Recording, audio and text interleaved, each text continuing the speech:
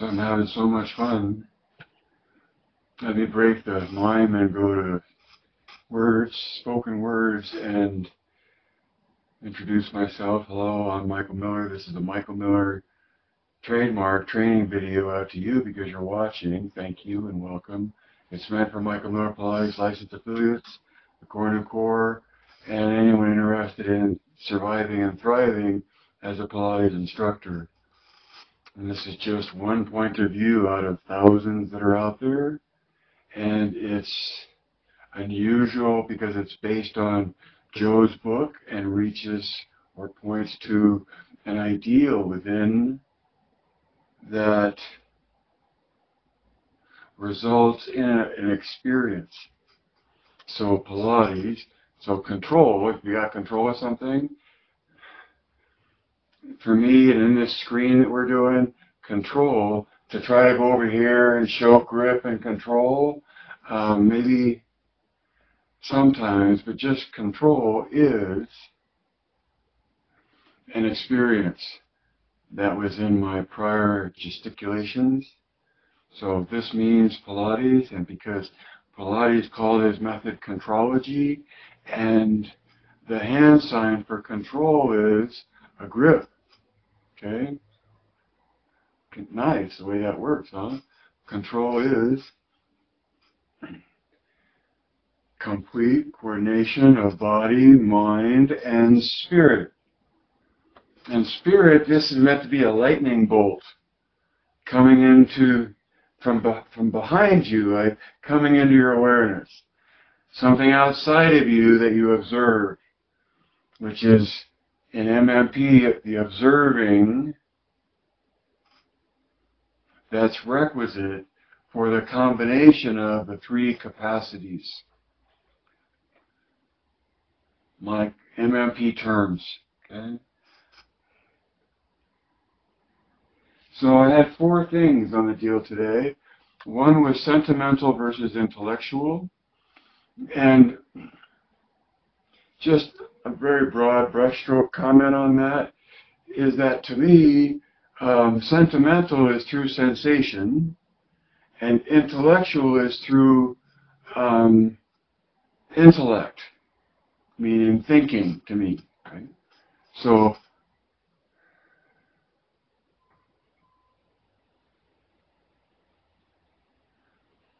the capacities or the degree that a human being embraces those ways or to interact with the world vary a lot. The challenge and the delight for the instructor is trying to elicit the experience regardless of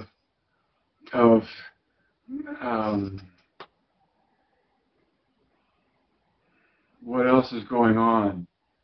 We talked earlier about can someone that's comatose do Pilates, or someone that's unable to observe, right? If you're asleep, can you do Pilates?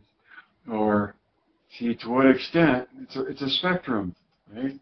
Always boils down to a spectrum, and recognizing that we all fall somewhere on the spectrum of our capacities of being, thinking, and observing just sets the stage for me, what I'm about and what I'm trying to do as an instructor. And insofar as Pilates is sentimental, I think, first and foremost, because it requires presence of observing.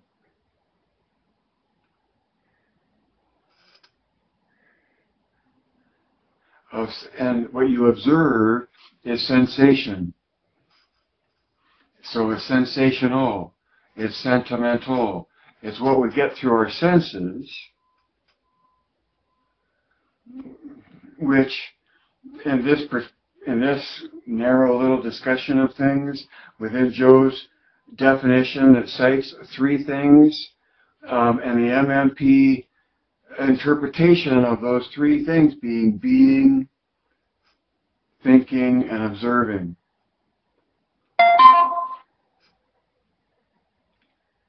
And thinking then has a context within which it exists in coordination with what's beyond its thinking.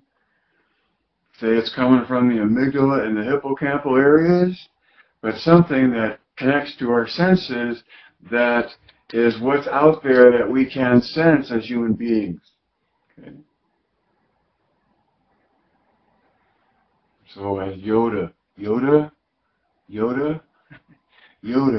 sends your client into the cave of their sensation and has them listen to or observe their sensation.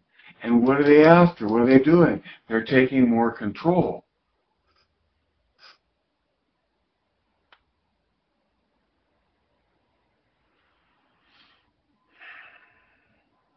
As much as I'd love to stay here, let's move on and go to number 2.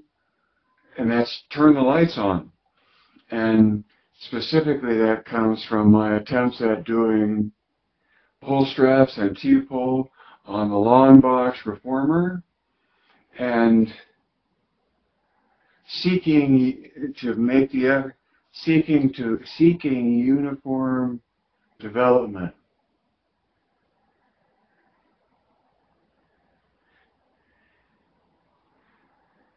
Seeking the experience of being uniformly developed and engaging and embracing what I know about core new tension, when I'm really after the whole thing, in my estimation of what I'm doing there in pull straps or T-pull, at the point of the having made the pull, is an alignment of the body from metatarsals to ears in a smooth curve,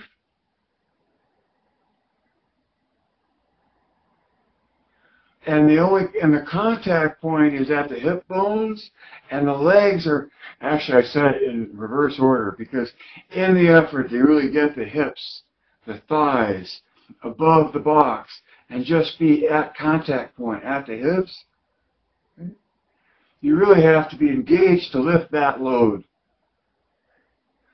And then to lighten the load by distributing the load, when I engage in metatarsals, it lightens the load throughout because metatarsals connects to ears, and the whole tension through the shoulders help the shoulders connect between ears and hips. And I get more uniformly engaged in doing that, because at least I feel I am, and my legs go up higher and I get more lift from the decompression of the effort. Right? Just makes sense. So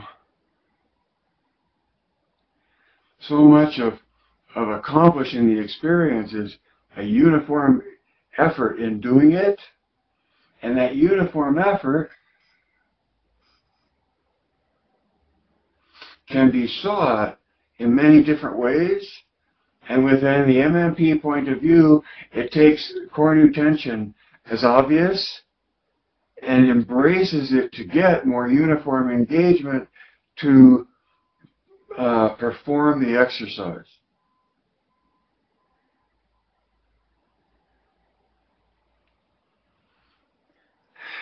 So the more you know about the art, the better you can practice your art.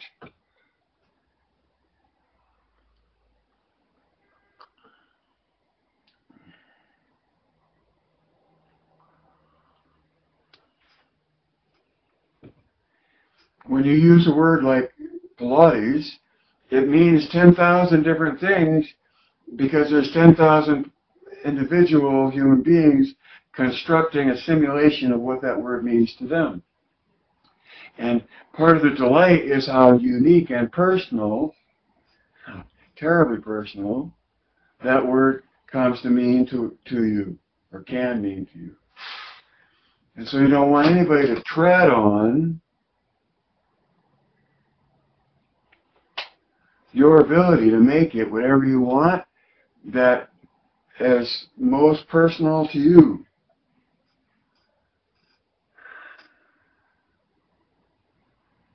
But there's a difference between what it is and what you make of it. See, that's the MMP point of view. The MMP point of view is that Pilates has an essence of its own, and it will always have that essence and be that essence no matter what you make of it.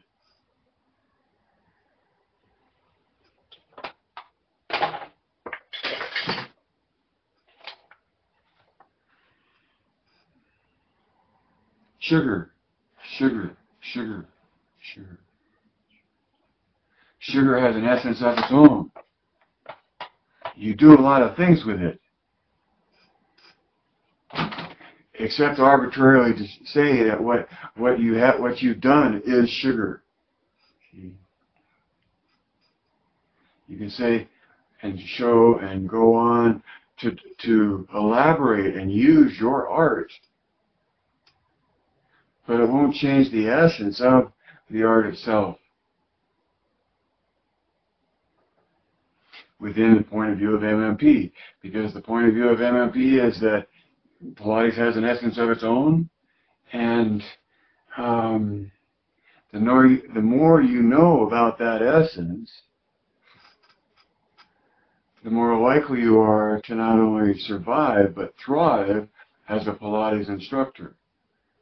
Because knowing why is definitely a very small number of practitioners have any ability to explain why, or have any interest in explaining why, because it's outside of the purview of their view where why doesn't matter.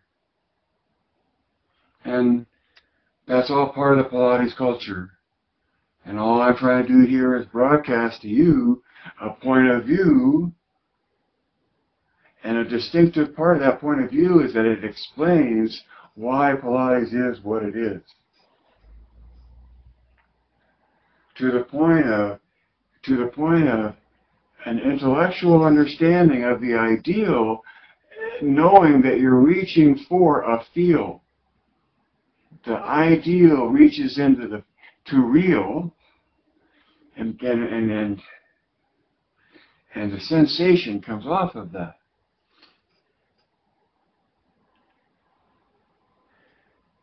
Number 4, which is just a conclusion, and number 3 in a way, know the Pilates they'll be teaching in the year 4040.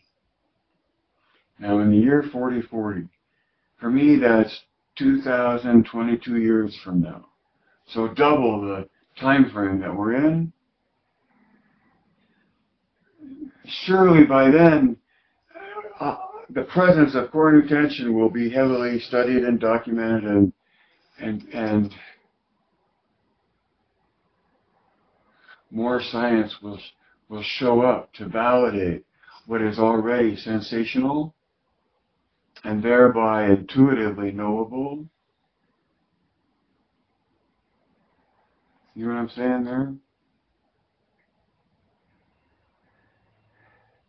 So in this point of view of MMP, and it's maybe there's so many naysayers and points of view or voices that could diminish or question all of what's behind the profession. But that's up for you to evaluate. What matters to me is that I make the profession as clearly as possible.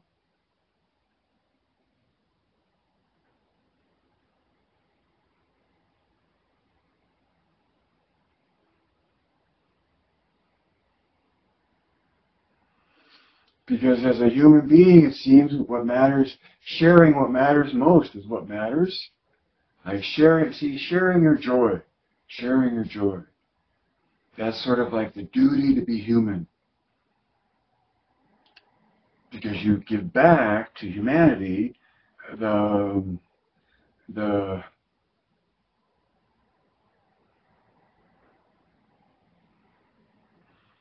the consequence of your pursuit of your joy.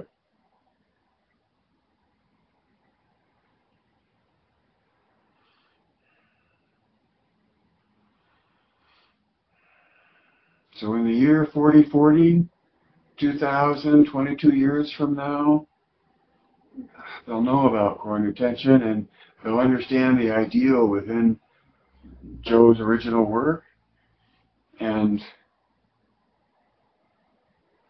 it will occupy a bigger portion of the general Pilates culture's perception as to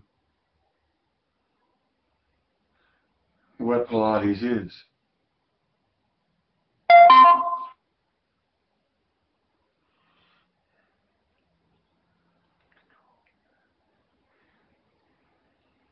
So my summary is about control. That's the one word that I looked over the last four. What are we talking about? Control. And in a big way, we're talking about a control that combines and coordinates sensation or observation, observing, and thinking,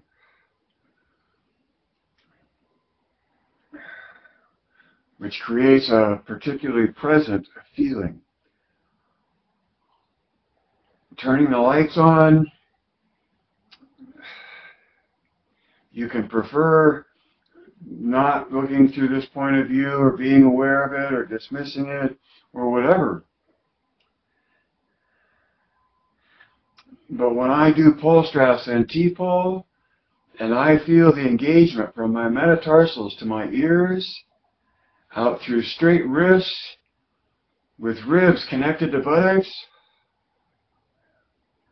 all the lights are on. In a way that I can't find or get to with locked knees and pointed toes. So I know that's become a big point of contention for me, and it would be just as well not to even bring it up.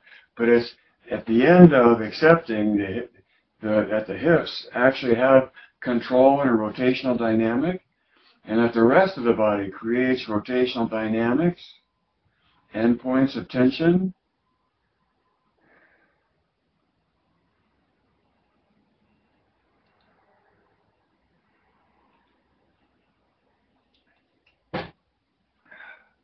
Try it for yourself, see? Weigh it, weigh it, weigh it. Because the best part about Pilates is that it relies on observing. It relies on observing. And that's spirit. That's the looking or the listening, but it's observing that has to be part of the reach into the effort to get the experience that within MMP you're looking for.